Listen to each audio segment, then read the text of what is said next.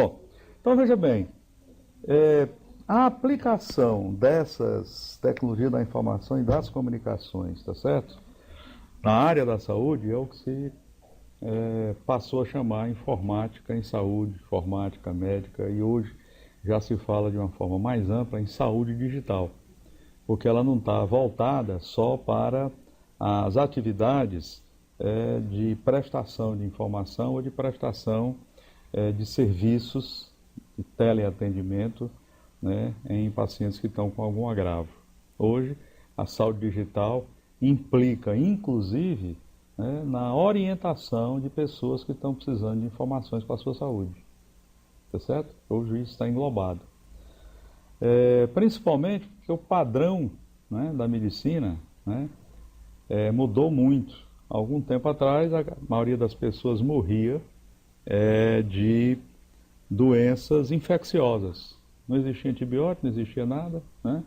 Então, grandes epidemias aí de peste negra, cólera, não sei o que e tal, matou muita gente, porque não se tinha que fazer nada. Era enterrar os corpos e queimar as casas e você nem passar perto de uma cidade que tivesse com um surto, né? Muito bem. Com o controle, né, desse tipo de acometimento que ceifou muitas vidas na história da humanidade, nós chegamos a um momento em que as pessoas começaram a viver mais e começou a aparecer, né, o rol das chamadas doenças crônico-degenerativas, né? Dificilmente se morria, há algum tempo atrás, de doença da coronariana. Hoje é uma das que mais mata. Porque a doença coronariana ela só vai se manifestar mesmo, está compreendendo, a partir, né, de uma certa idade. Embora a gente veja que está se manifestando cada vez mais precocemente por causa de problemas justamente alimentares. A alimentação hoje no mundo é uma coisa que está muito mal organizada, né? Grande parte da população americana, por exemplo, está num grau de obesidade horrível. E a obesidade é um dos elementos que mais influencia no aparecimento de doenças crônicas degenerativas, né? Inclusive câncer e outros mais, né? Bom, o problema é que também surgiu, né, a tendência da medicina a começar a pensar menos na doença e mais na saúde. Então, você hoje estuda fisiopatologia para poder você enfocar que coisas você deve fazer para evitar que aquele agravo se instale, né? Enquanto que antigamente você estudava fisiopatologia, mas a grande vantagem de saber fisiopatologia era você saber diagnosticar melhor a doença e qual o melhor tratamento. Hoje você quer chegar antes da doença. O mesmo conhecimento continua sendo importante, mas a perspectiva de aplicação hoje é diferente, né? Eu sei que uma pessoa tem tais coisas, e eu conheço fisiopatologia, eu sei que se ela continuar nesse caminho, ela vai ter isso. Então eu vou intervir antes, tá certo? Para evitar que ela chegue lá, né? Bom, e por outro lado, a demanda aumentou muito. Porque à medida em que mais pessoas vivem mais tempo, as demandas, as necessidades de cuidados com a saúde e serviços, né, são cada vez maiores, né? Então, você tem hoje desde programas que ajudam o paciente a reafirmar, a sua manutenção de um status, né, no qual ele fica com menos risco de ter certas doenças. Programas, por exemplo, que mandam mensagens para o seu celular, parabenizando porque você conseguiu passar mais um dia sem fumar. Você encontra programas que, se você for diabético e chegar num local que você não encontra a comida usual que você está acostumado para não levar glicemia, você pode consultar esse programa e ele lhe dizer: você pode comer isso, isso, isso, mas não coma isso, isso, isso, e mais tarde compense procurando comer apenas isso. Já está, porque essas orientações elas já existem na nutrição, na endocrinologia, etc. Faltam elas estar. O problema é você, que não é médico, é leigo e é paciente, conseguir saber essa informação e não ter que esperar o dia que você vai de 3 em 3 meses, ou 4 em 4 meses, ou 6 em 6 meses no médico para poder lhe dizer. E daí a 15 minutos você esquecer. né? Então, a TI também ajuda nisso, né?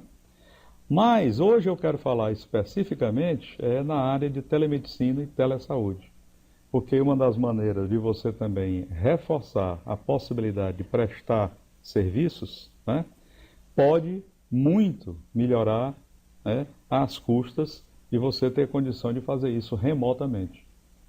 No começo da nossa conversa eu falei para vocês a situação de um dermatologista que fica atendendo, né, com enfermeiras à distante que fazem, está compreendendo, as fotos, e ele analisa e orienta. Uma ferida, por exemplo, num paciente idoso que está infectando e o paciente tem até por isso dificuldade, né, de ir ao médico. Ainda fica lá esperando não sei quantas horas porque tem muita gente na frente. O ferimento desse paciente ele pode ser fotografado, ser enviado e o dermatologista pode dizer: eu quero uma opinião de um cirurgião vascular, e tem um cirurgião vascular com quem ele pode se comunicar quase que instantaneamente, também mandar a mesma fotografia, os dois discutirem e depois dizerem para a enfermeira: faça isso assim, assim, assim, assim, assim. Esse paciente precisa fazer também uma glicemia de jejum, tem que colher material para fazer cultura com antibiograma, etc. e tal, tal. Qual vai ser a diferença? Nenhuma. Aí, aqui e acolá, a gente encontra umas pessoas falando sobre a humanização da medicina, porque se você colocar entre o paciente e o médico um computador, isso desumaniza o atendimento. Olha, veja bem, para mim, a melhor prova de humanização da medicina é você ter a certeza que vai proporcionar ao paciente o acesso ao cuidado que ele precisa, né? Vai num posto de saúde aí da periferia para tu ver o discurso da humanização. Rapaz, sinceramente, é um aglomerado de gente no espaço horrível, calorento, barulhento e tudo, que qualquer pessoa se sente mal, menos os pobrezinhos que só tem aquela saída, né? E muitas das coisas ali poderiam ser resolvidas através de telesaúde. O governo brasileiro tomou uma decisão que eu acho que foi sábia, né? Que foi usar a telesaúde e a telemedicina principalmente como apoio, né, à atenção básica. Porque a atenção básica, gente, resolve cerca de 80%, pouco menos, um pouco mais, em determinados contextos, dos problemas de saúde. Então, ao invés de deixar um problema aqui se complicar a tal ponto que precise, tá certo? Da atenção secundária, da atenção terciária e quaternária, por que não já cuidar disso aqui, enquanto não é um agravo e uma doença, para que não se torne isso, né? Mas também a telemedicina e a telesaúde tem, numa das suas colunas básicas, um dos seus apoios principais, sem dúvida, o uso da educação em saúde, tá certo? O Ministério da Educação criou uma portaria para deixar bem claro o que é a segunda opinião formativa, tá certo? Muito bem, teve um estado no Brasil que não funcionou a segunda opinião formativa porque os médicos que trabalham na atenção básica não tinham nenhuma experiência, nem estavam acostumados, nem passava pela cultura deles, nem fazia parte da cultura deles pedir segunda opinião utilizando tecnologia da informação e das comunicações.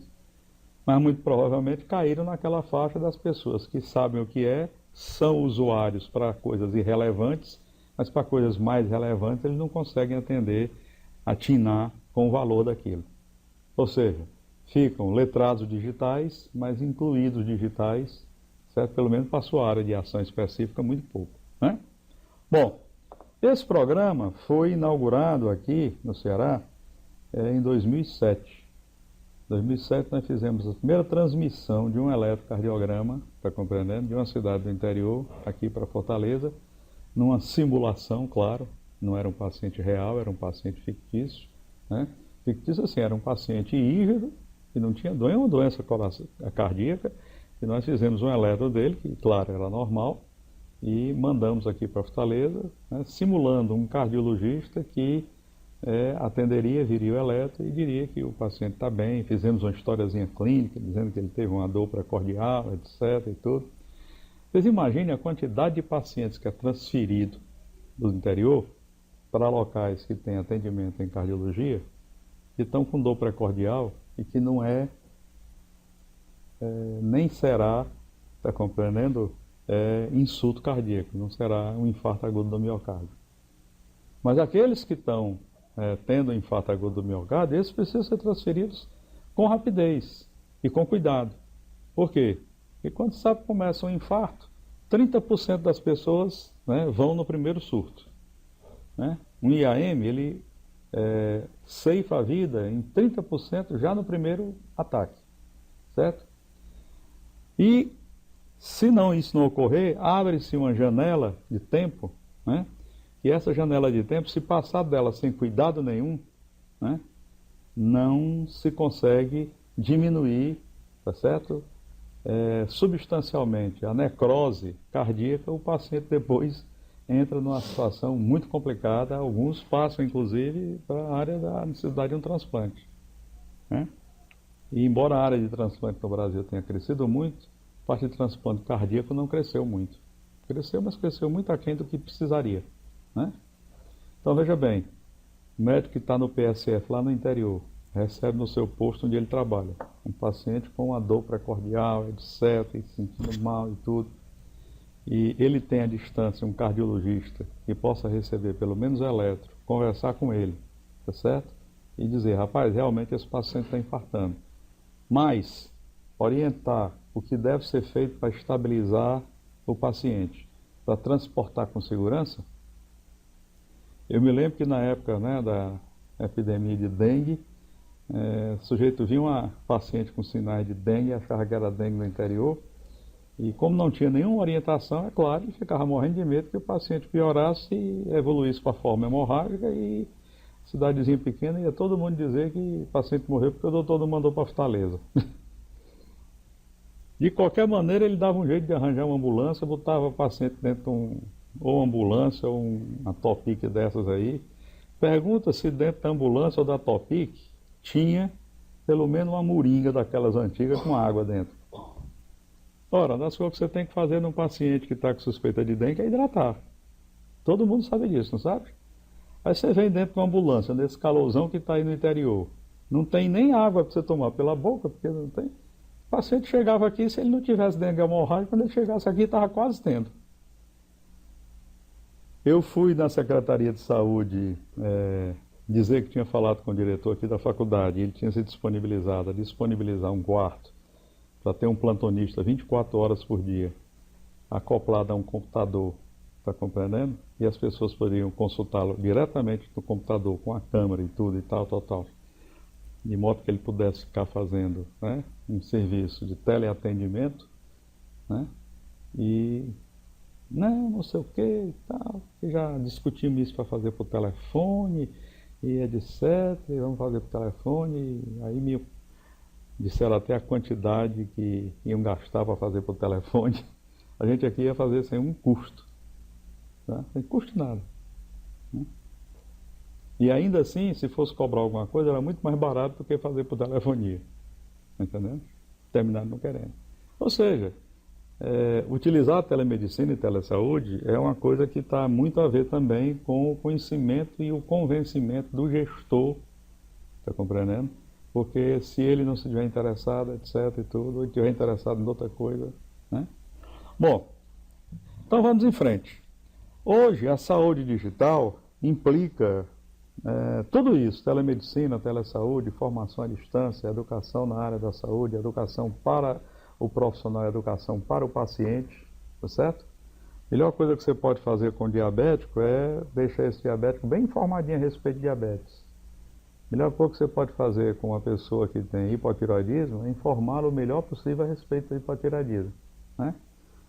Há alguns meses atrás foi uma menina no meu consultório e ela, assim, muito ativa, tal, e não sei porque cargas d'água, não acreditou que estava com hipotiroidismo e parou de tomar, está compreendendo, o hormônio da tireoide. Né? O TSH dela estava em 200 e pouco. E o T4 dela estava assim lá. Está entendendo? Eu digo, você tem uma filha para criar, você não faça essas artimanhas não, que uma hora você morre. Quer dizer, paciente que não está informada, conscientizada do seu problema, né? Por isso as minhas consultas ainda hoje são bem longas, porque eu procuro informar bem direitinho o paciente, o que acontece, como é e tal, tá certo? Então vamos lá. Veja bem, vamos conceituar, vamos falar da importância, como é que se classifica, né, telemedicina e telesaúde. Vamos ver a situação hoje no Brasil, ressaltar o aspecto educacional, o aspecto da gestão, falar das sociedades de referência e dar algumas bibliografias para quem queira se aprofundar nesse assunto, tá certo?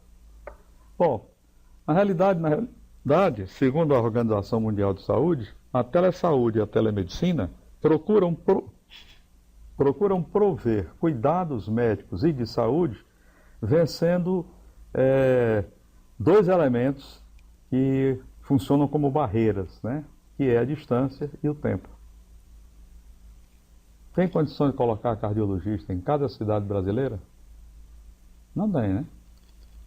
Então, se você puder colocar em cada cidade um ponto de telesaúde que tenha um eletrocardiógrafo digital, essa cidade pode se beneficiar muito. E já está provado que, dependendo da distância entre o ponto onde tem telesaúde, está compreendendo? E a cidade que tem a tecnologia para dar atendimento a esses pacientes, tá certo? O custo, tá certo, do município cai, porque diminui a quantidade de dinheiro gasta com transporte e, principalmente, passa a transferir só os que precisam ser transferidos, né? Uma das coisas que se faz hoje num paciente que está infartando é injetar, tá certo, anticoagulante, né, para poder ir tentar diminuir o crescimento ou inibir o crescimento do trombo dentro das coronárias, né? Isso não pode ser feito, administrado, tá certo, por um profissional que não seja médico. Ele tem que ver o paciente, olhar o eletro, fazer um exame físico rápido e constatar que ele está realmente infartando. Isso hoje tem dentro das ambulâncias que atendem, tá certo, os pacientes no estado de São Paulo, dentro da capital, né? Mas como falta médico para o PSF, muito, né? Algumas ambulâncias não têm as equipes completas, né? E aí? A ambulância chega só com a enfermeira, um auxiliar de enfermagem e tudo, encontra um paciente que a enfermeira diz, tanto rir aquilo, já sabe que é um infarto, né?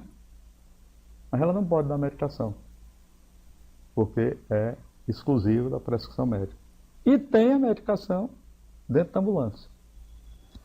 Existe uma central hoje que ela aciona e a central verifica onde é que tem uma ambulância com médico, com equipe completa, mais próximo dali. E então eles são acionados e eles se deslocam até onde aquela ambulância que não tem a equipe completa está.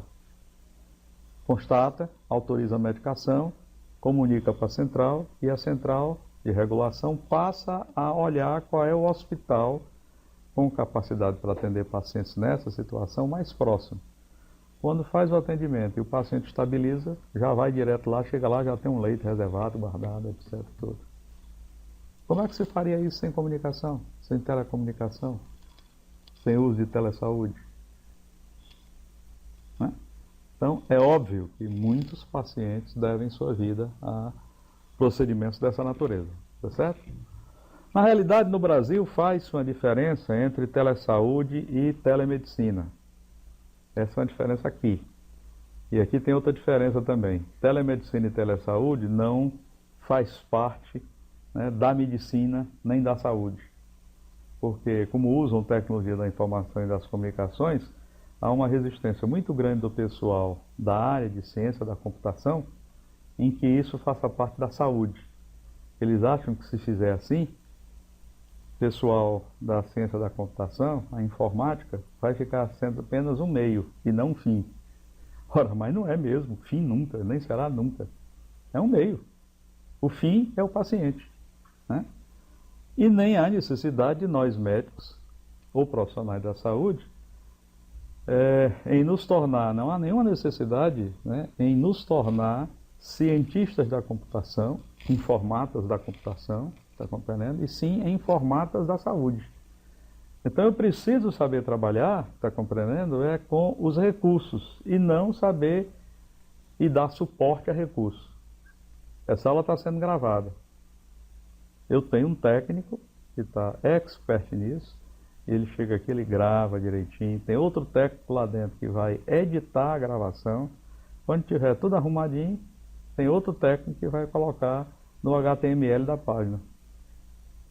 Agora imagina se eu, além de entender de cabeça e pescoço de informática em saúde, eu tivesse que saber editar vídeo, eu tivesse que saber mexer em HTML, eu soubesse que fazer toda essa, saber como é que grava e desgrava, etc. e tudo. Então, o profissional da saúde, aqui na nossa filosofia, ele tem que chegar aqui entendendo, tá certo, de como ser um bom usuário dessas tecnologias. E isso é o nosso interesse, informar pessoas que sabem que elas existem e como usar. Tá certo? Agora, claro que se você... Eu agora mesmo estou indo fazer um curso da RNP sobre uso de videoconferência, webconferência, etc. e tudo. Por quê? Porque eu quero atualizar meus conhecimentos para um patamar melhor, para amanhã, se eu quiser indicar que equipamento comprar para fazer o quê, eu esteja... Outro dia eu fui a um workshop da Polycom, e lá um monte de coisa nova que eu não conhecia. Mas, porque eu estou num cargo de gestão aqui, e gestor mal informado é o bicho mais perigoso que tem, está compreendendo? Grande parte do desperdício na área da saúde no Brasil pode ser creditada à falta de bons gestores, entre outras coisas, certo? O cara não conhece, como é que ele vai tomar alguma decisão útil, né? Então, veja bem, já dá para ver, portanto, que telemedicina e telesaúde, tá? A telesaúde mais voltada para o indivíduo são, ou seja, enquanto na telemedicina já existe o agravo, tá? A telesaúde está trabalhando para que o agravo não ocorra, ou para prevenir o agravo, tá? Já dá para perceber que são atividades multidisciplinares, não é isso?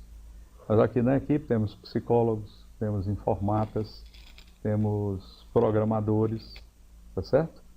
Além de termos pessoas que entendem de rede, e se não tiver uma pessoa que entende de suporte de rede, nós não fazemos nada, né? Os três pilares básicos são a educação em saúde, a tomada de decisão e o monitoramento remoto, né? Ao longo dos anos tem surgido também a plena consciência de que o apoio à regulação, né? O apoio à regulação e o telecuidado, o telecare, são novas ações que podem ser acrescentadas como bases de uma boa telemedicina e boa saúde, né? Até porque o telecuidado, ele hoje está muito ligado ao uso de tecnologias móveis. Essas operadoras de telefonia celular no Brasil já deviam ter descoberto, tá, o quanto elas poderiam ganhar dinheiro, tá compreendendo, se elas passassem a atender com telefonia móvel, tá certo, a uma série de ações de telesaúde e telemedicina, porque todo mundo ia querer ter esse cuidado disponível para quando tivesse uma necessidade, tá certo? Na realidade, a existência dessas novidades todas, elas criam expectativas de várias ordens, né? Expectativa nos pacientes, expectativa no serviço de saúde, expectativa nas operadoras de saúde, expectativa no próprio governo. Por exemplo, o governo vive anunciando aí, parece que começou um trabalho agora experimental de implantar algo que é mais ou menos parecido com um prontuário eletrônico voltado para a atenção básica, né? As possibilidades são indiscutíveis, né? Elas são reais. Hoje já existem casos de comprovada eficácia disso. Vou depois mostrar para vocês o nosso trabalho aqui de telesaúde, de telemedicina, né? Inúmeras dificuldades, a começar pela caótica, né, existência das telecomunicações no país, né? Você vê que a 3G, você está pagando por 3G, mas está recebendo alguma coisa entre 0 e 0,5, irregular. Tem, tem duas operadoras que nós temos aqui, que eu não vou citar o nome para não ser antiético, mas tenha santa paciência. Você consegue ligar ou receber ligação quando elas deixam, né? Porque parece até que é de propósito. Faz um, aí cai. Faz um, aí cai. Aí na terceira, às vezes, atende, né? Bom, essas inúmeras dificuldades, começando por essa aí, precisaria melhorar radicalmente. Nós temos a internet, apesar de qualidade ruim, nós temos a internet mais cara do mundo. A nossa internet é 25 vezes mais cara do que a internet no Japão. E no Japão, a qualidade da comunicação é tão boa que as operadoras de telefonia deixaram de ganhar dinheiro em oferecer, tá certo, o acesso. Porque estava tão barato que se elas fossem trabalhar só nisso, iam fechar. Elas passaram a oferecer serviços que são acoplados ao acesso, porque aí sim elas têm uma margem de lucro bem razoável oferecendo serviços. Ou seja, eu te ofereço o acesso, mas fique sabendo que você, com o acesso, você vai ter um bom canal, né, de televisão, tá certo? Para você assistir jogos, etc., shows e tudo. Você vai ter o home banking muito mais facilitado, você vai ter videoconferência rapidamente, quer que você utilize Skype, quer que você utilize o plugin do Gmail ou outro qualquer. Enfim, são tantas coisas que eu te ofereço, e hoje com a tendência e a filosofia, está compreendendo? Da web das coisas, da web como serviço, né? Daqui a alguns anos eu não vou necessitar, e isso já começou, a ter dentro do meu computador, está compreendendo? Os programas que eu uso, tá certo? Esses computadores ultrabooks que estão saindo, todos com HD flash, que tem pouca capacidade de armazenamento, mas são velocíssimos, né? Se eu não precisar ter dentro dele, está compreendendo, uma cópia do Office, né? Pacote de escritório, né? E esse pacote de escritório estiver na internet e eu puder acessar o pacote na internet para guardar só o resultado do que eu fiz, né? Eu vou pagar uma taxa, será muito mais barato do que comprar o próprio Office, eu vou pagar por hora que eu usei, tá certo? E não preciso entupir o meu computador de programa, está compreendendo? E entre outras coisas, ocupa espaço, pode diminuir a velocidade da máquina, pode fazer com que a máquina tenha conflito de algum programa com o outro. Tá? É computação nas nuvens, né? E evidentemente que no futuro fala-se até que você não vai precisar ter nem sistema operacional no computador. Quando você entrar, você entra nas nuvens e dá um jeito de você dizer, eu quero hoje trabalhar com sistema operacional tal. Pronto. Hoje eu quero trabalhar com Linux, hoje eu quero trabalhar com a versão fulano tal do Linux, hoje eu quero trabalhar com o Mac OS, hoje eu quero trabalhar com, sei lá, com uma das versões do Windows, né? E estamos começando, a computação nas nuvens, né? Hoje é uma tendência crescente para que isso aconteça, né? E a infraestrutura, evidentemente, né, não tenha dúvida que em várias razões, por várias razões, é uma infraestrutura muito precária, né? Precária principalmente no quesito peopleware, que nós cuidamos do hardware, cuidamos do software, mas nos esquecemos que tudo isso é mexido, gerenciado, criado e colocado para funcionar por gente.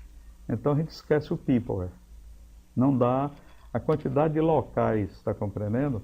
Porque, pessoal, para trabalhar com informática em saúde, não basta ir ali na micro, não sei das quantas, e fazer um cursozinho lá de Office, PowerPoint e tudo. Mas olha a quantidade de pessoas que chegam aqui e dizem que não sabe nem mexer direito no PowerPoint, não sabe mexer direito no Office da vida, está compreendendo? Excel, então, pelo amor de Deus, muitas pessoas que não sabem mexer. Mexer o feijão com arroz, não precisa ser um grande com a estrategista do uso de Excel, não. Mexer nas coisas, que eu posso te mandar uma planilha, que você sabe abrir a planilha, ler direitinho a planilha, fazer alterações se for necessário e tal, né? E isso tudo no mundo que a necessidade de utilização disso é cada vez mais crescente, cada vez mais crescente, cada vez mais crescente, né? Então, veja bem, a informática em saúde, ela tem como objetivos principais reduzir custos, melhorar a qualidade do atendimento, melhorar a qualidade da educação permanente e também propiciar educação em serviço, apoio às diversas redes que trabalham nisso, além de uma série de outros objetivos que podem ser delineados com mais calma depois, né?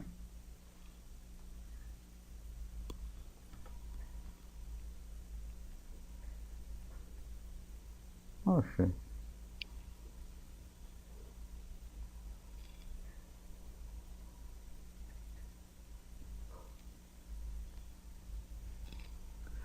Essas expectativas, elas surgem disso que você já conhece que existe nas nossas cidades do interior. Falta de especialistas em saúde da família e da comunidade, começa por aí.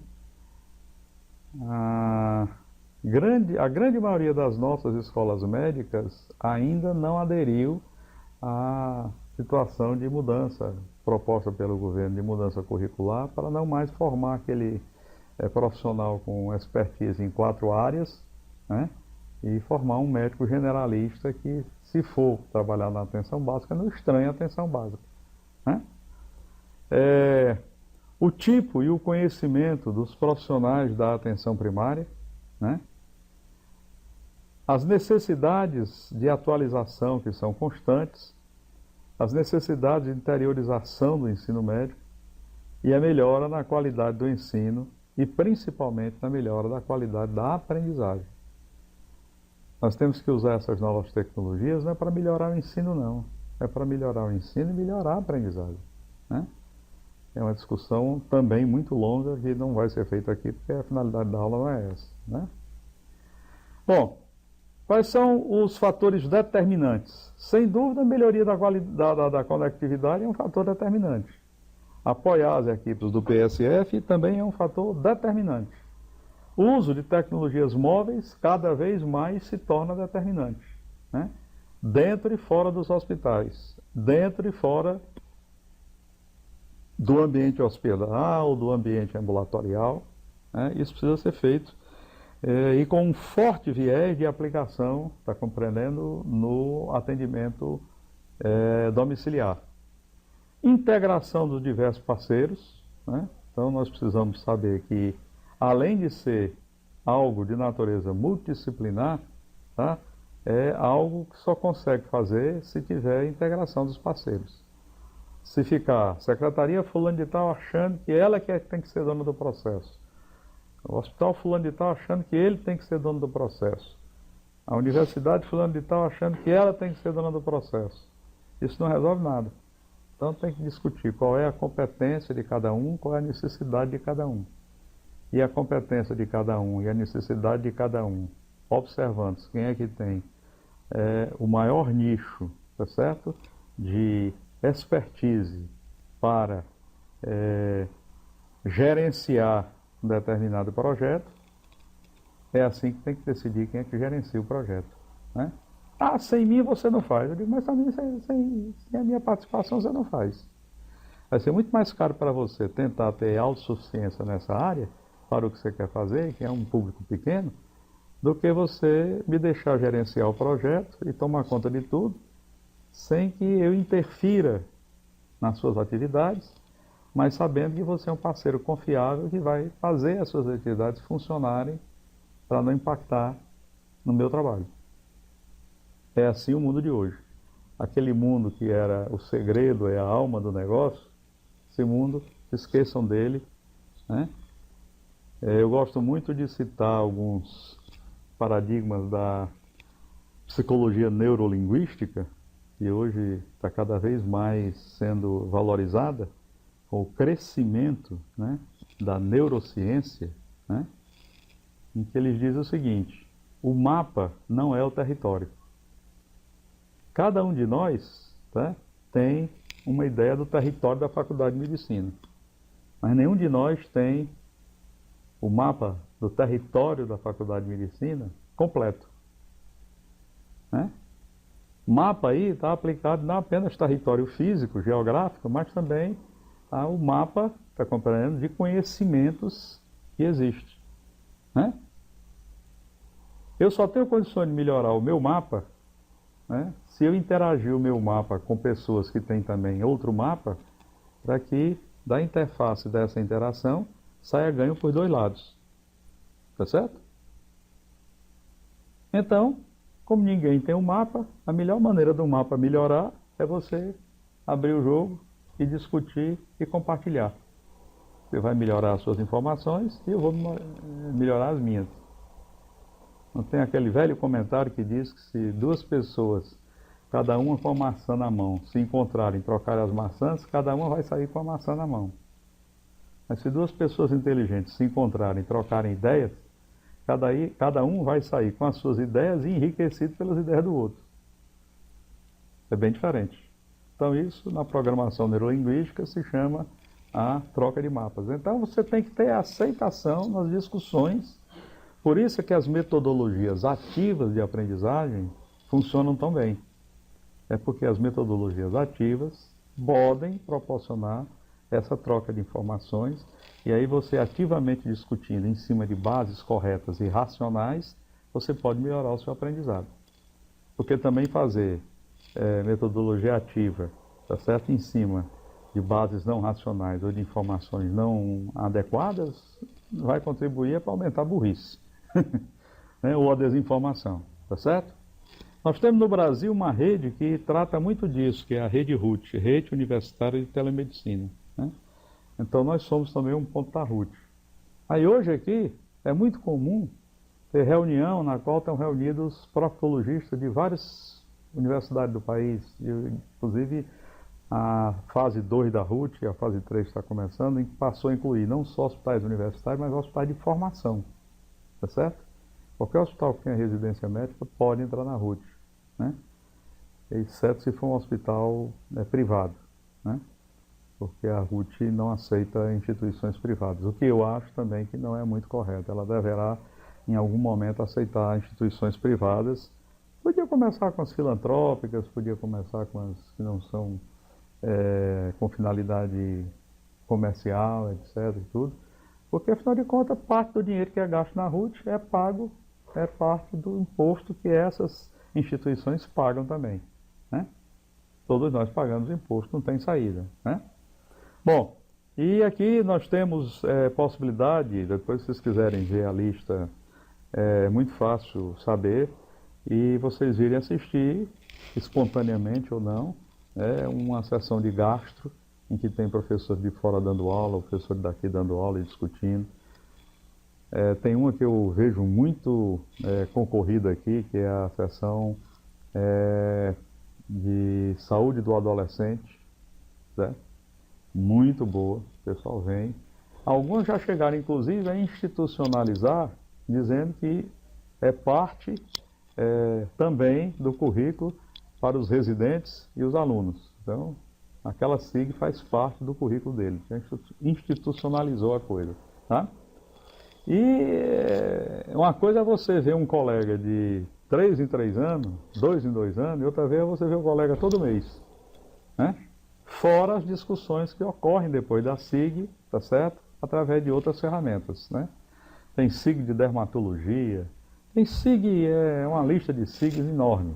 Esse projeto não é um projeto do Ministério da Saúde, é um projeto da Rede Nacional de Pesquisa, que é do Ministério da Ciência e Tecnologia, né?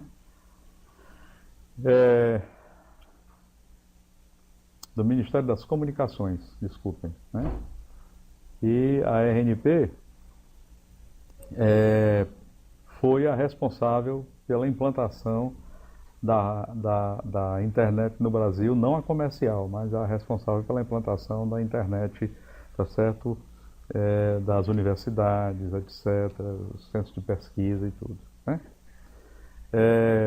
Finalmente, nós precisamos, em todo o projeto de telemedicina e telesaúde, ter uma clara definição das atribuições, Você precisa ter quem coordene, você precisa ter quem faça a coordenação pedagógica, tem quem faça a coordenação geral, tem quem faça a coordenação é, é, administrativa.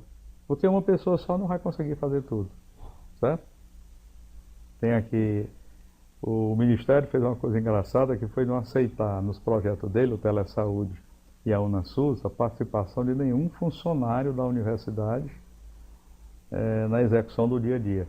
Então, a maioria das pessoas que vêm aqui são pessoas contratadas, está compreendendo?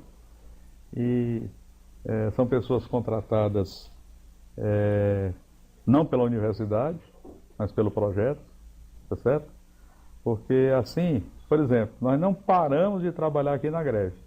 Durante a greve todinha não paramos. Se fosse tudo funcionário da universidade, isso aqui tinha fechado. Só vinha eu de manhã para abrir, ficar aqui um pedaço e ir embora. Como não tinha greve, eles não tinham obrigação de ceder a greve. Em compensação, pela cardiologia funcionou a greve todinha. Mas pela dificuldade que nós tivemos de vencer a dificuldade da greve em alguns órgãos superiores da universidade, para passar o dinheiro que estava na universidade para dentro do projeto, voltou 2 milhões e 600 mil reais nosso aqui. E nós estamos aqui e olhe, todo santo dia a gente liga para Brasília. Já foi, já rodou, já girou, já não sei o que, está tudo assinado, esperando a última assinatura de uma pessoa importantíssima, né, da Fundação Nacional de Saúde, que é só quem sabe que é a pessoa que resolve esse negócio de devolver dinheiro.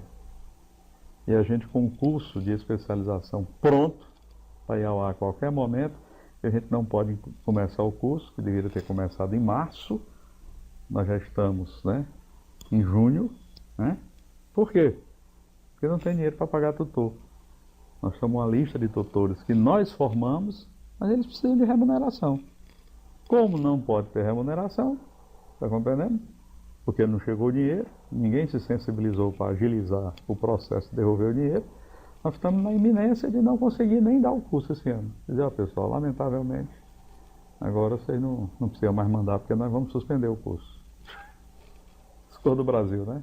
A burocracia e a burocracia da administração. E para finalizar e enfatizar a necessidade de convergência e compartilhamento. Está compreendendo? Vocês precisam, eu estou com um livro lá em casa excelente de um pesquisador americano, cirurgião cardiovascular.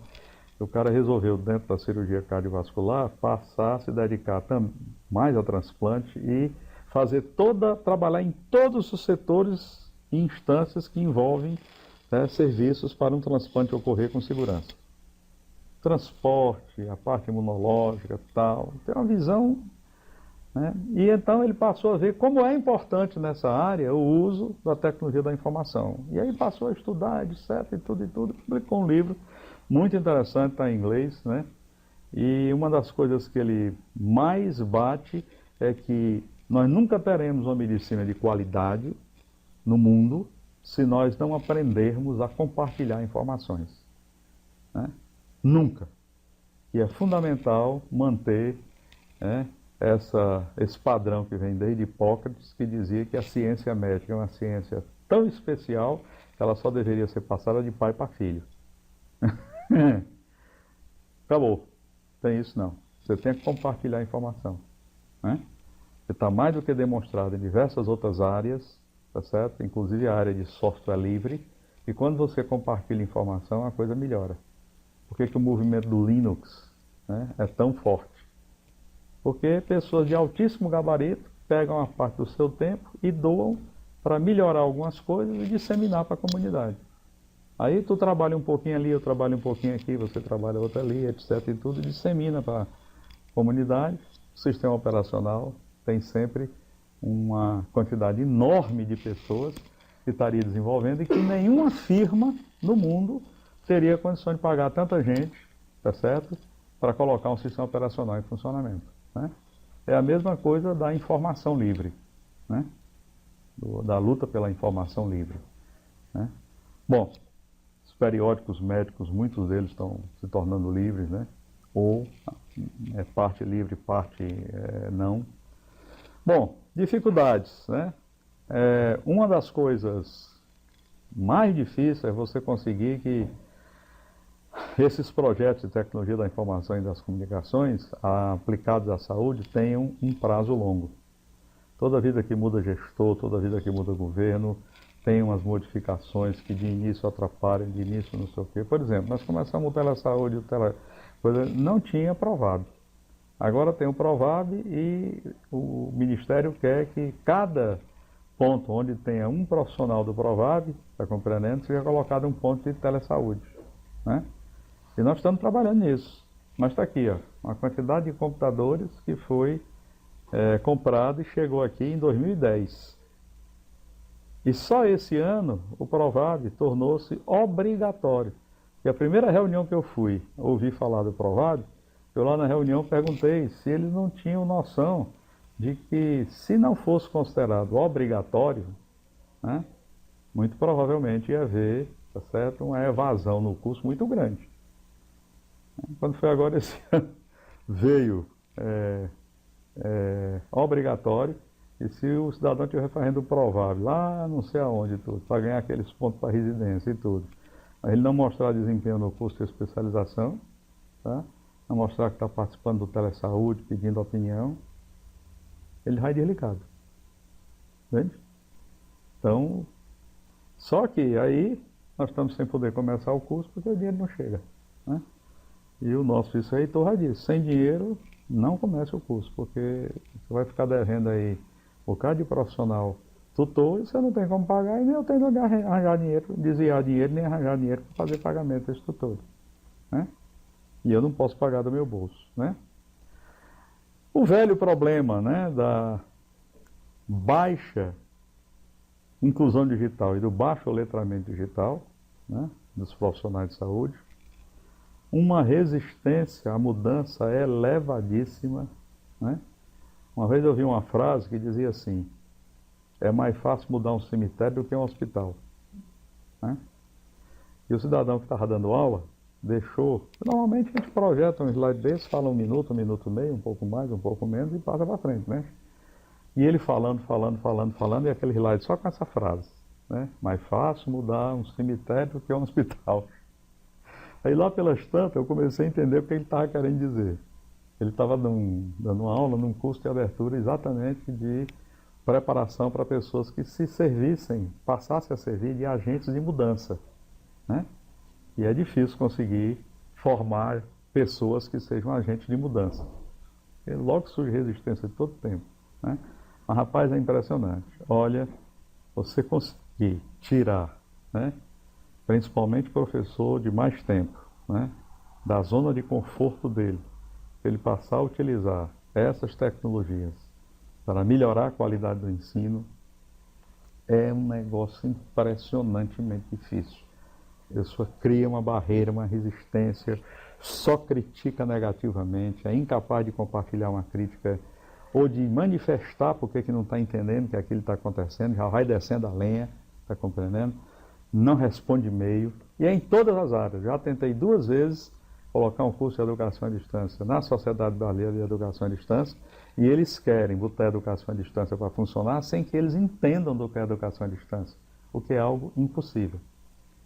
Mas já contrataram uma vez uma firma, exatamente para ver se a firma botava, né, um projeto de educação à distância, que eles não precisassem entender nada, porque a firma ia fazer, estava recebendo por isso, também não funcionou. Por quê? Porque quando colocava o material para eles acessarem, ou eles não acessavam, ou acessavam de tal maneira, tá, que não produzia efeito. Ficavam achando assim, não, isso aí, esse curso é muito bom para os residentes que estão fazendo a residência. Eu não preciso disso. Sabe? Aí vem a mistura de orgulho, de dificuldade de sair da sua zona de conforto, com uma série de outras coisas. Porque vocês sabem que o ser humano é, por natureza, uma entidade que não gosta de mudança, né? Por natureza. Só que, então, na realidade, muitas das coisas que eu estou dizendo aqui vão acontecer quando chegarem as novas gerações. Meu neto, por exemplo, um dia disse para a mãe que sabia abrir e fechar o computador. Como o computador tem senha, e o pinguço lá tem 5 anos de idade, evidentemente que ela duvidou, né? Ora, Rafaelzinho, eu vou fechar o computador e quero ver você abrir. Pode fechar, mãe. E como é que fecha? A senhora vai aqui, aqui, aqui, que ele fecha. Ah. Aí a mãe fechou o computador, botou ele na perna e ele foi lá bem direitinho, tá, botou a senha. Aí a mãe disse assim, como é que tu sabe a senha, Rafael? Ora, o papai me bota aqui na perna e abre o computador e bota a senha, tu acha que eu não vi qual é a senha? Quer dizer, os meninos, rapaz, são abarrotados de informação e de estímulo por todos os lados. Então é claro que a cabeça deles, o cérebro deles, funciona de uma maneira diferente da nossa. Eu fui conhecer televisão, estou com 62 anos, eu fui conhecer televisão quando eu tinha 11 anos de idade, há mais de 50 anos atrás.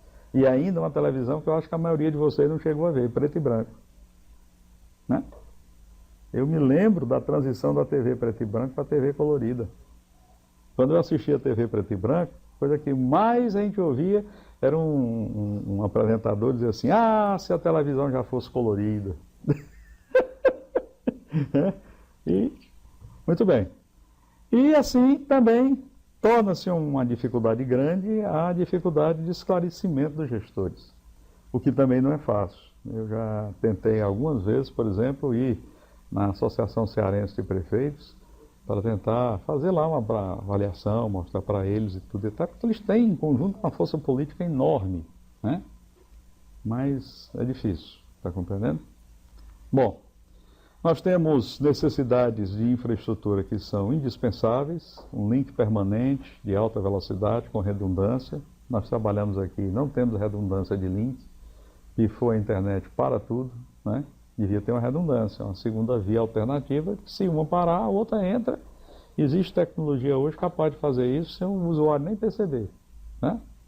Melhores laboratórios de informática, melhorou em relação a quando eu vim para cá há mais de 10 anos, melhorou. E uns Pentium 1, com 4 GB de memória RAM e HD, parece que era de 20, era de 40. Os que estão ali são Sempron, já com HD melhor, um pouco mais de giga, né? Mas espera aí, são Sempron, né? Esse processador já saiu do mercado há muito tempo. Então fica de novo aí, né? Nós já estamos hoje no i7. Tá bom, não venha para cá com i7 não, mas traga pelo menos uns i3, uns Core 2 Duo, com 4 MB de memória RAM, um HD de... Precisa botar um terabyte HD, mas um HD de 500, né? Pelo menos isso. Não tem esse investimento. A coisa mais difícil do mundo é você encontrar dinheiro para comprar computador aqui, né?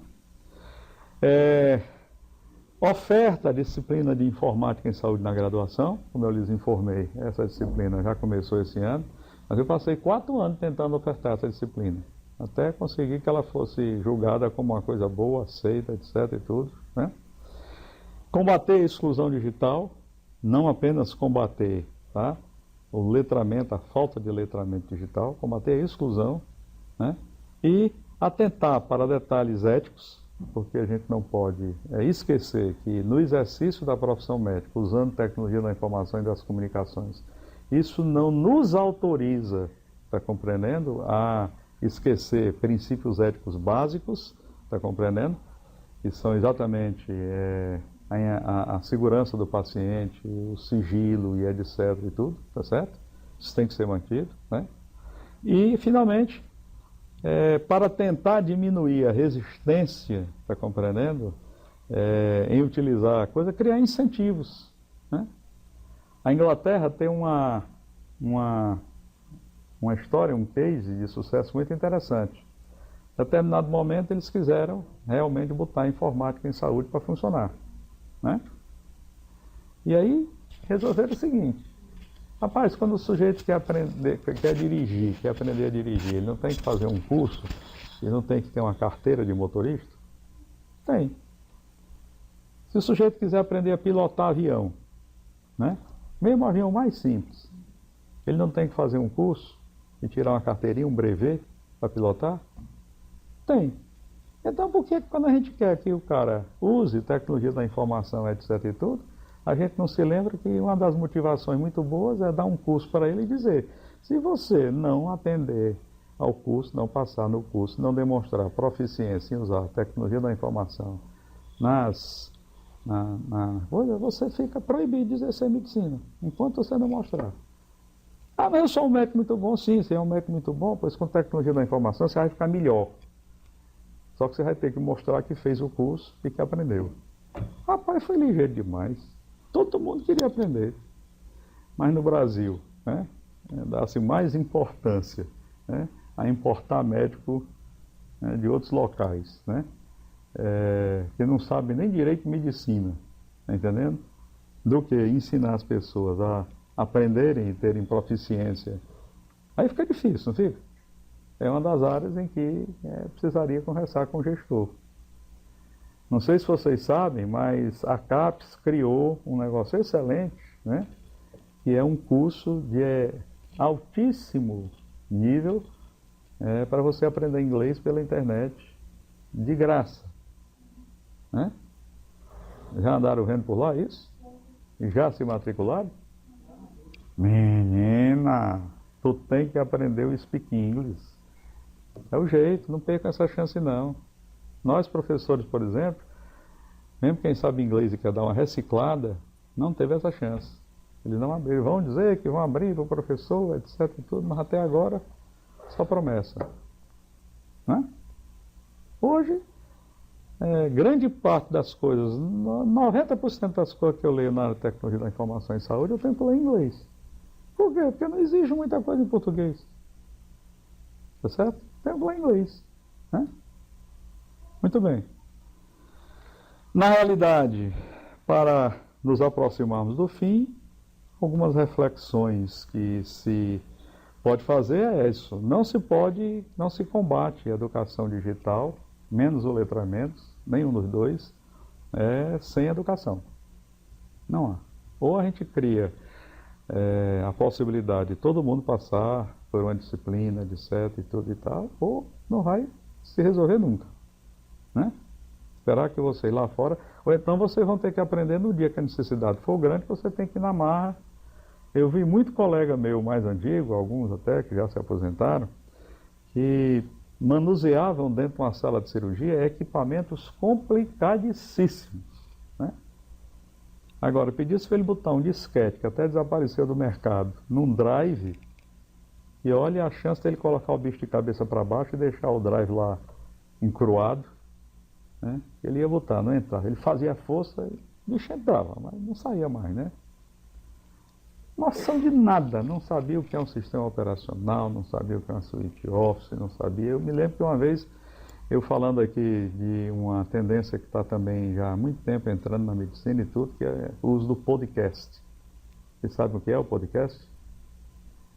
É um arquivo, tá certo? Geralmente em MP3, gravado expondo um determinado assunto. Né? Ou uma espécie de uma sessão, está compreendendo? Que está na internet, acoplada a um outro veículo de comunicação, seja uma página ou não, e que foi gravado com várias pessoas fazendo entrevista acerca de um determinado tema. Qual é a vantagem? É que você pode baixar no MP3zinho da vida, pode baixar no seu celular, e onde você estiver você pode ouvir de novo. Tá certo? Quando você ouve várias vezes uma coisa, você entende melhor. Quando você ouve várias vezes um determinado assunto, você entende melhor. Você pode fazer uma sessão em que você escuta e sai fazendo um pequeno resumo dos temas principais. É um dos exercícios que se faz com podcast. Além de que, como ele é MP3, é bem comprimido, sem perder a qualidade, tá certo? E eu posso disseminar isso para vocês de onde eu estiver. Está se usando muito isso hoje. Por exemplo, a sala de aula invertida. Em vez de eu mandar um trabalho e tudo, eu faço um pequeno podcast, ou faço um videocast.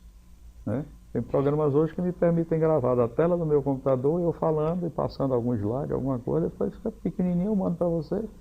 Vocês todos leem, todos mandam uma bibliografia, vocês acessam e tudo. Certo? Quando eu falei em podcast, aí o cidadão perguntou, o que é podcast? Eu já tive numa reunião que eu fui falar sobre tecnologia da informação e tal, falando e tudo, só tinha professor, e eu achei que ele soubesse o que era TI. Lá pelas tantas, um grandão assim, de quase 60 anos, levantou. O que é a tecnologia da informação? O que é esse negócio de TI? Aí eu respirei fundo e digo, meu Deus, para quem foi que eu vim falar? Pessoal completamente leigo, analfabeto. Né? E hoje, toda hora que você pega jornal, não sei o quê, tem alguma coisa falando em TI, alguma coisa falando em TI. Né? Ou seja, não pode persistir esse estágio, tá certo? De indiferença e de ignorância de quem sabe usar a ferramenta, mas não sabe nem por que está usando ou o que é que está usando na verdade. Né? Aí é a hora que acontecem os problemas. Né? Claro que nós temos que incentivar o compartilhamento e conhecimento múltiplo de habilidades e consequências. Daí hoje se fala muito na construção coletiva do conhecimento. Esse esquema de que você vem, o professor dá uma aula e você anota e tal, etc e tudo e tal, tal, tal, e sai da aula e acabou-se a conversa, né? A gente sabe que isso não produz muito aprendizado. É um esforço enorme de incentivo, enorme de ensino, mas aprendizado que é bom.